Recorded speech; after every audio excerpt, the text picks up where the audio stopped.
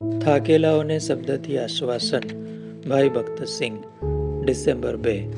તે માટે તેઓના ફળથી તમે તેઓને ઓળખશો. માથી 7:20. દેવના પસંદ કરેલા સેવકો મૂસા અને હારૂનની સામે જેઓએ બંડ કર્યું તેઓ 250 અધિપતિઓ હતા. દેવ મૂસા અને હારૂન દ્વારા બોલતા હતા અને કાર્ય કરતા હતા. તેને લીધે તે અધિપતિઓને બહુ ઈર્ષા આવી. ઈર્ષા બહુ ભયંકર વસ્તુ છે. તે ઘણા જીવનોમાં નિર્બળતા અને નુકસાન લાવે છે. ઈર્ષા ધિક્કાર લાવે છે અને દરેક પ્રકારનો ગુસ્સો, શક, ખૂન, ઝઘડા અને મિત્રો તથા સંબંધીઓ વચ્ચે ભાગલા લાવે છે.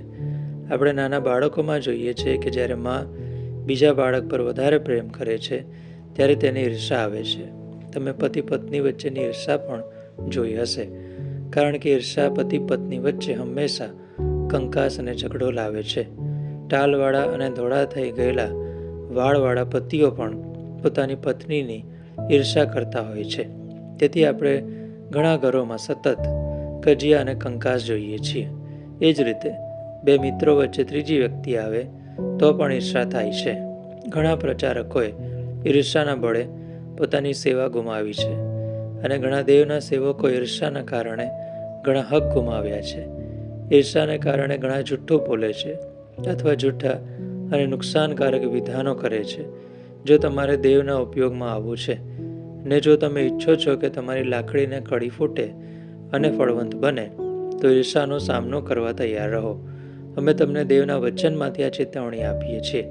તમને દેવનું કામ મળ્યું છે અને બેશક દેવનું કામ કરવામાં તમને સ્વર્ગીય આનંદ પણ મળ્યો છે.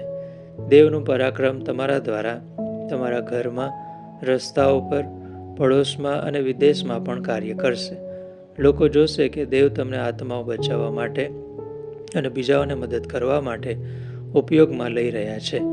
અને તેઓ કહેવા માંડશે, તે એકલો થોડો છે જેને દેવ વાપરી શકે છે, અથવા અમે પણ તેના જેવા સારા છીએ, તેના કરતાં સારા છીએ, તેને આવડે છે તેના કરતાં અમને વધારે બાઇબલનું જ્ઞાન છે. છતાંય તે માણસને તો જુઓ, તે કહે છે તે દેવને ઓળખે છે અને તે દેવનો સેવક છે, પણ તે કરે છે તેના કરતાં અમે વધારે કરી શકીએ છીએ. પછી તેઓ તમારી વિરુદ્ધ બોલવાનું શરૂ કરશે, તમારી વિશે વાતો ફેલાવવાનું શરૂ કરશે. તમારા ભાઈ બહેનો પણ તમારી વિરુદ્ધ બોલવાનું શરૂ કરશે. જો દેવે તમારા દ્વારા કાર્ય શરૂ કર્યું હશે તો ચોક્કસ ભક્તિહીન અને જગીક લોકો તમારી વિરુદ્ધ કાર્ય કરવાનું શરૂ કરશે.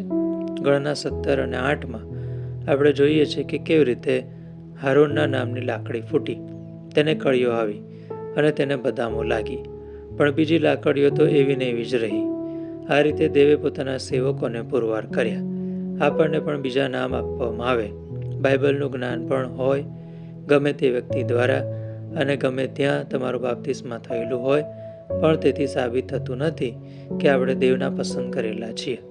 ફક્ત ફળવંત જીવન અને ફળવંત સેવા દ્વારા જ લોકોની કચકચ અને ધિક્કારને શાંત પાડી શકાય છે.